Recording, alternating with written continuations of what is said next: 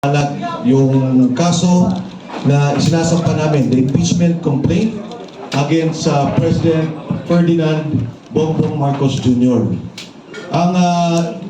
Ito po, batay sa pinakita ni Atty. Manny Luna, andyan yung mga annexes evidence na hawak po namin. And this is the main impeachment complaint na hindi po tinanggap kahapon ng Office of the Secretary General. Yan po, tahasan namin sinasabi, mali, iligal, at labag sa ating saligang batas.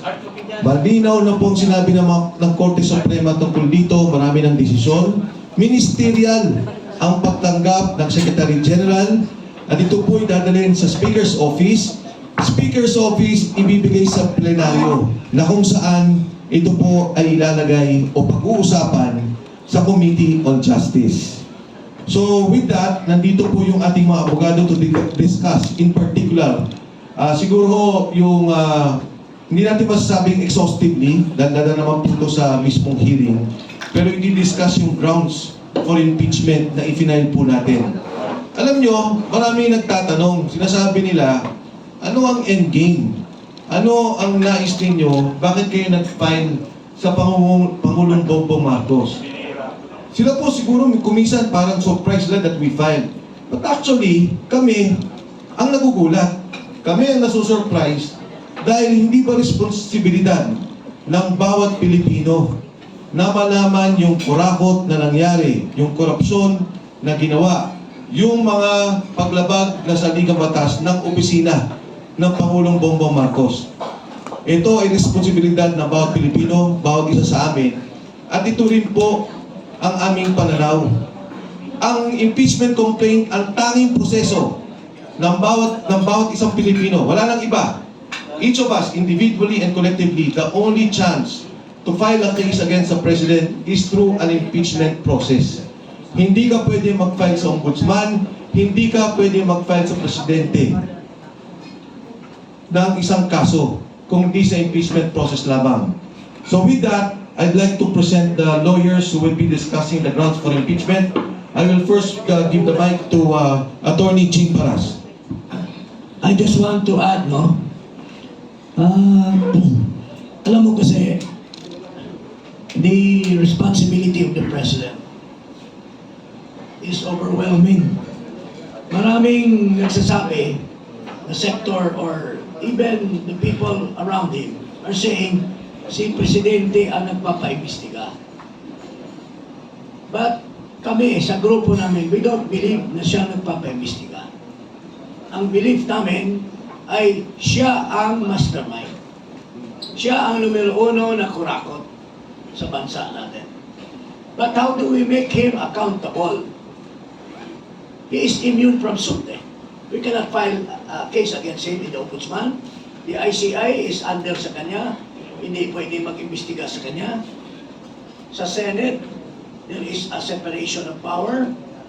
So, ang tangi lamang na binibigay ng ating saligang batas na mananagot ang Pangulo is through an impeachment. Kaya po, pinag-isipan namin na ito na matagal.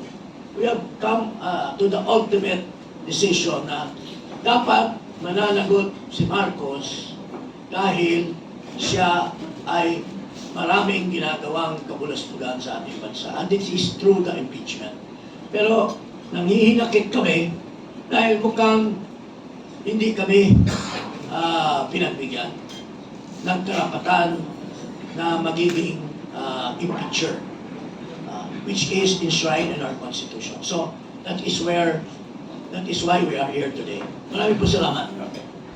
Okay, so for the first part of the complaint of the impeachment article, I'd like to turn the mic to Attorney Manny Luna. Just a background, Attorney Manny Luna was one of those also who filed against Chairman Andy Bautista during that impeachment process along with Jing Paras and Attorney Topacio. Attorney Manny? Yeah, just a little correction. I was the counsel of the two patriotic Filipinos, former Congressman Jing Paras and Attorney Ferdy Topacio in the successful impeachment of former Comelec Chairman Andres Bautista. Napa-impeach namin siya. That was very historic. Now, we proceed to the impeachment complaint. First and foremost, gusto natin sabihin na ang aming complaint is a people's complaint for impeachment against President Ferdinand R. Marcos Jr.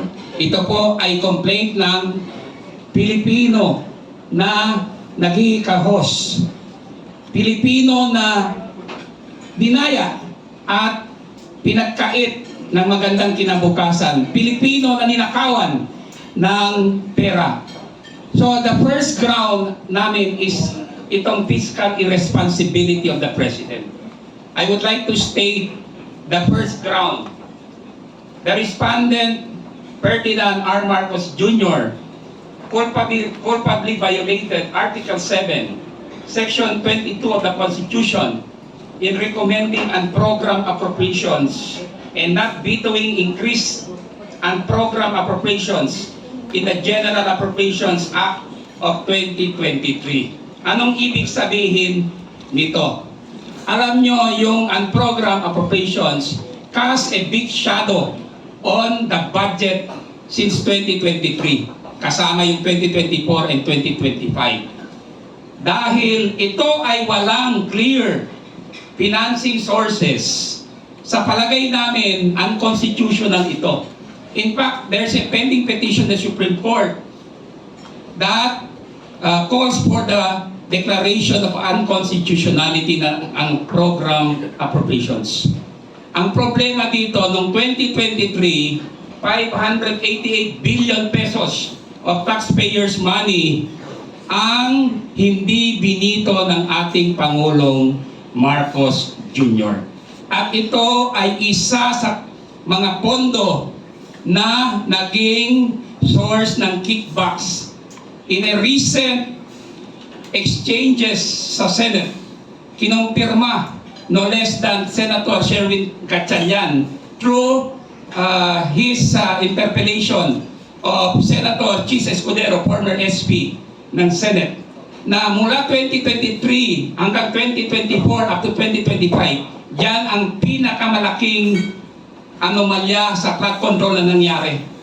Can you imagine 588 billion hindi man lang binito ng ating Pangulo? This is unconstitutional. Bakit? Ang program appropriations ay walang source of financing.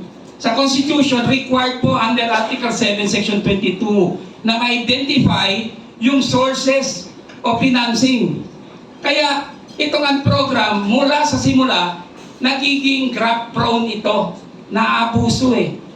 In fact, PCIJ has termed it as a source of misuse of funds. Even Rappler and other media organizations and business experts. Kaya ito ang unang ground namin against the President. He culpably violated the Constitution, Article 7, Section 22, for failing to veto the unprogrammed appropriations and for recommending unprogrammed appropriations in the 2023 National Expenditure Program. Thank you po. Thank you so much, Attorney Manny.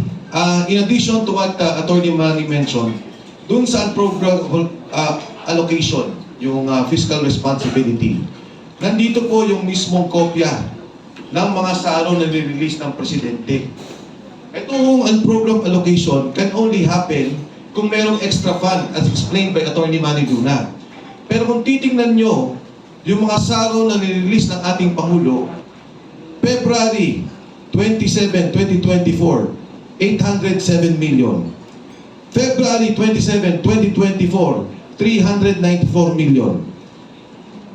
February 27, 2024, 462 million. Pebrero pa lang. Wala pang revenues. Ito na po. Ang unprogrammed allocation, hindi na ho makakailan ng Presidente kasi siya mismo ang kasama para sabihin may extra revenue at i-release niya ang pondo para dito.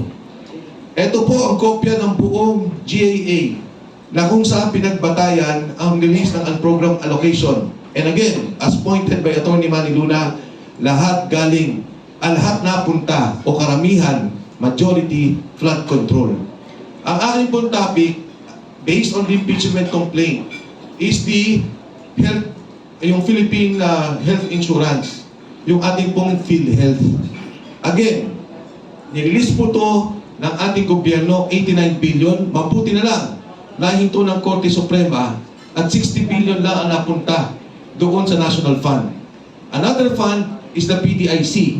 Yung PhilHealth to, kung titingnan nyo ang history ng PhilHealth, nauna po yan nung ginawa ni GMA, nagkaroon with cooperation with LGU para sa mahihirap. Nung umupo si Pinoy, in-expand niya ang mga benefits ng mga mahihirap. During the time of President Duterte, ginawa niyang universal healthcare. Kaya po, ang pondo ng national government every year, on average, 80 billion, nagbibigay tayo sa PhilHealth. Pero yan ay kontribusyon ng bawat isa dito. Yung contribution ng national government para tulungan ang senior citizens at ang mga mahihirap. Kinuha ang pondong ito na 89 billion na nahinto nga po. At again, saan napunta yung pondo? Napunta sa mga priority, sa mga high kickback, program, high SOP, no, na mga proyekto, yung flood control program. Kasama ko ang PDIC. Ang PDIC ay dapat insurance ng bawat Pilipino sa bangko. Pag naglagay ka ng pera, nagsara ang bangko, alam mo, merong babalik na pera sa iyo. Kinuha din ang 107 billion at nilagay sa national government funds. Ito ay isang malaking paglabag, hindi lamang sa saligang batas, hindi lamang sa batas ng PhilHealth, sa universal healthcare, kundi pagyurak sa karapatan ng bawat Pilipino. Di ba, sabi ni Dr. Martin Liachon, imbis na expand mo ang PhilHealth program na sa ibang bansa, Tony Liachon, ang sinabi niya, imbis na expand ninyo ang PhilHealth na katulad na ginagawa ng Singapore, Japan, Korea, 10% lang ang kontribusyon ng kahit sino sa mamamayan nila. Kahit na maluba ang sakit. Eh dito sa atin, almost 40, 50, 60%. Pag nagkasakit ka, wala halos nakukuha ang benepisyo. Yan ang tingin namin pinaglabag, ang ginawang paglabag ng ating Pangulo. He was involved in the transfer of funds at paggamit ng funds na to para sa mga flood control at high kickback projects. So with that, we go to point number 3. Yes, yung rider na ginawa ng Kongreso. Yes. Alam mo, ang unprogrammed funds kasi, hindi yan kasama sa budget. Because under the law, sa Constitution, yung National Expenditure Programs, pag-present ng Pangulo yan sa House of Representatives, ang definition yan, it is a program of expenditures and source of revenue. So, yun yung NEP at magiging GAA. Pero sinaksakan nila ng unprogrammed fund. Ang unprogrammed fund, it does not belong to the definition of the budget.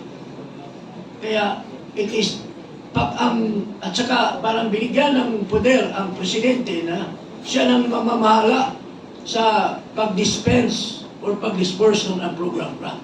It is considered as undue delegation of legislative power. So, yun po is unconstitutional. So, yun po ang isa sa mga issue dyan. Okay, yung rider, binabanggit ni Atty. Manny Luna, yung sinabi nila, if there are excess funds, pwedeng gamitin.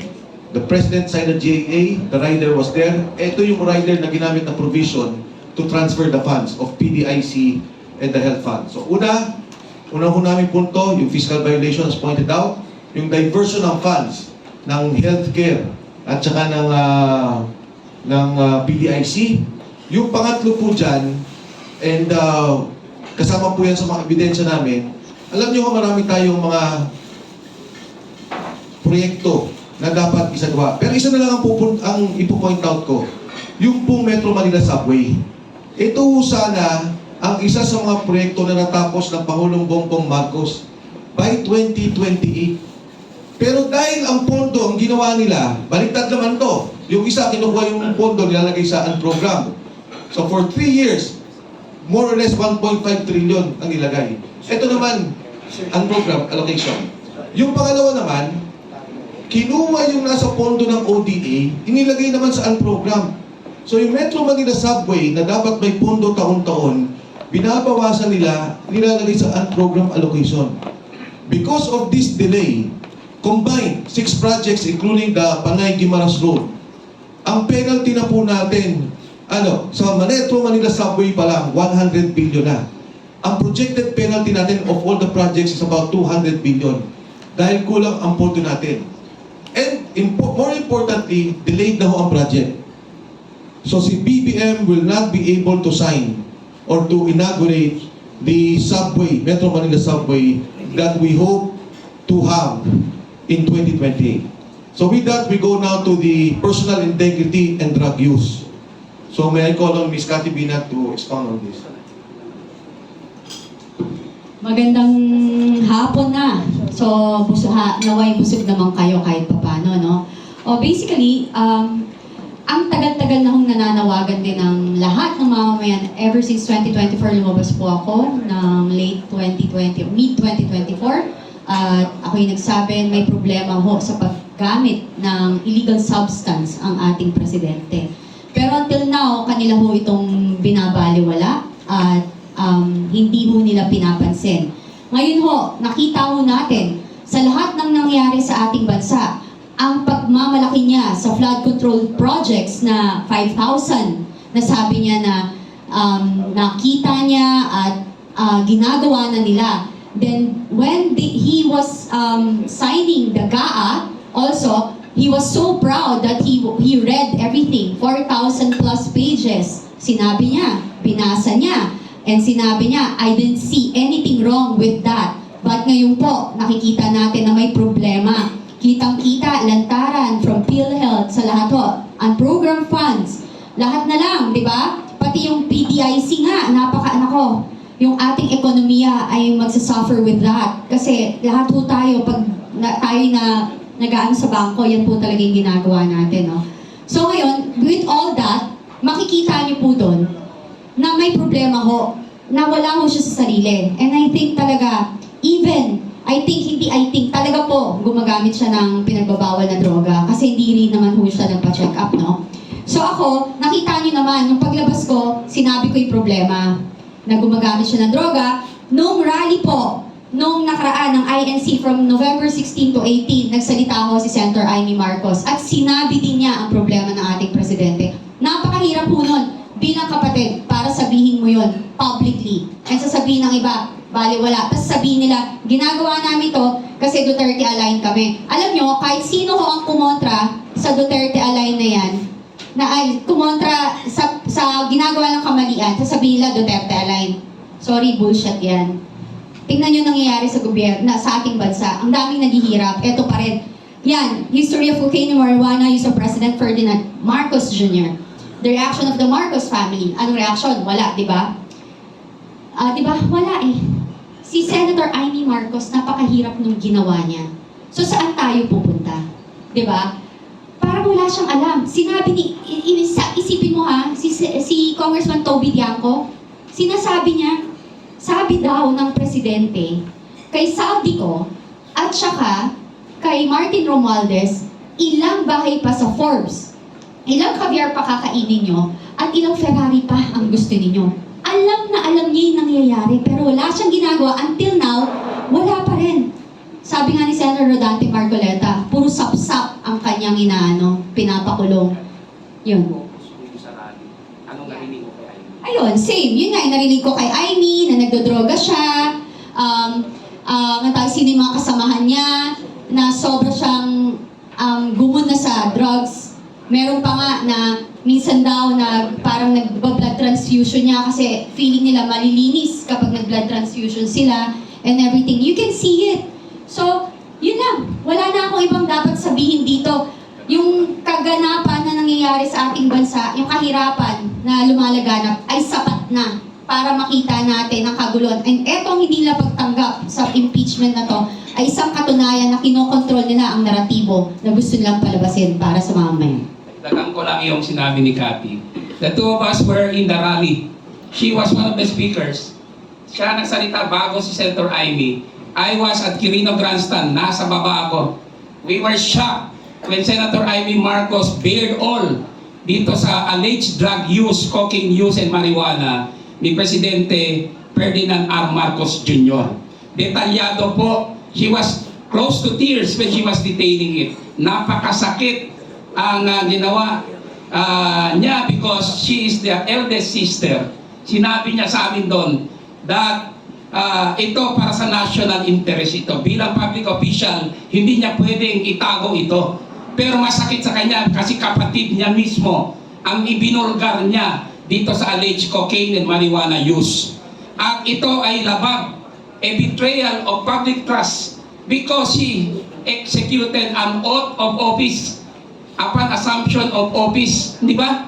Wherein, isa sa mga sinabi niyang commitments doon is to faithfully execute the laws.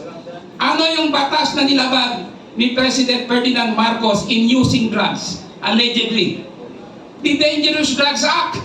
Bawal ang paggamit ng marijuana at ng cocaine. These are dangerous drugs. And being the chief implementer of the law, he should not have been doing that or engaging in that. So you see, doon pa lang may betrayal of public trust.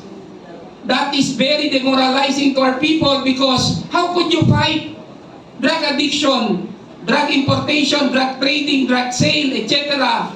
kung ang mismong Pangulo ay naakusahan? We are not saying na totoo na yan. That's why may challenge sa kanya para mag-submit to a hair follicle test. Hanggang ngayon ayaw niya. Sinasabi niya hindi daw yan connected sa public trust. Yan nga, very much connected sa public trust eh. Public office is a public trust. When there is doubt on your capacity, you have to submit. Incapacity yun eh, yung paggamit. Kaya yan po ang aking reinforcement doon sa sinabi ni Cathy. Tama yun. Attorney Jing? Ano to? Well, just an addition. Alam mo, galing mismo sa kanyang kapatid, kay Amy. These are personal knowledge of the use of cocaine. Ang galing mismo kay Amy, sinasabi niya na makaka-apekto ito sa administration. Nakikita niyo ba si Marcos pag nagsasalita?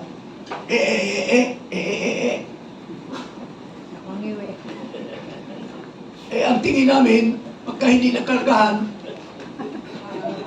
ng drugs, gumagano siya, Maski doon sa Dubai, siya. Tama ba yan? Is that an honor and is it an honor to our country na mapapahiya ang isang Pangulo? Kaya nga, sa security naman, delikado din tayo sa security dahil kung hindi nag-isip ng mabuti ang ating Pangulo, baka mapinsala ang bansa natin. So, that's the reason why we raised the issue of his drug use as part of the articles of impeachment or charges. Meron akong dadagdag. Yes, Attorney Garcia. Yung, Attorney General Garcia. Yung pong mental health ng ating Pangulo, pwedeng ma-consider na serious national security concern. Alam po ninyo, pag gumagamit kayo ng droga, lalo na kung matagalan na, ang epekto po nung cocaine is magsishrink yung brain mo. Kaya pagka nag-shrink na yan, nagsisimula ka na mag-hallucinate, iba na yung pag-iisip mo. Kaya yung mga drug addict, kung sumaksak yan 75 times, 85 times, kasi ang tingin niya doon sa sinasaksak niya, Diablo, buhay pa. Samantalang patay na. Yung ganong klaseng hallucination. So what we're saying is, meron kasing issue sa kanya about prolonged continued drug use. So he owes it to the people. Pinapakiusap natin ito sa kanya noon pa. Patayin niyo po yung issue about you being drug addict ba tawag no? Drug addict, yeah. Okay. Kill the issue. Simple lang naman po yun eh. Hair follicle test ka. Alam niyo po ba kung bakit hair follicle test? Hindi ko to sinasabi no kasi baka malaki yung pakalbuhin. Yung kasing paggamit natin ng droga, naka-record sa buhok natin. So yung mga mahahabang buhok dyan, mas mahahaba ang record nyo kung gaano kayo gumamit ng droga. The history, your medical record on your drug use is recorded in your hair. So yun po yun, kaya sabi natin, hair follicle test. Kasi nandyan yung history no, kung gaano katagal ka nang gumagamit. So Thank you. kaya po hair follicle yung hinihingi natin. So, Thank you, Gen. sige po. Thank you, General Garcia. Anyway, si General Garcia will be discussing another topic extensively after this. But for now, yung fourth point po natin is on monetary graft and kickbacks. And may I call on Vice Mayor Attorney Harold Respicio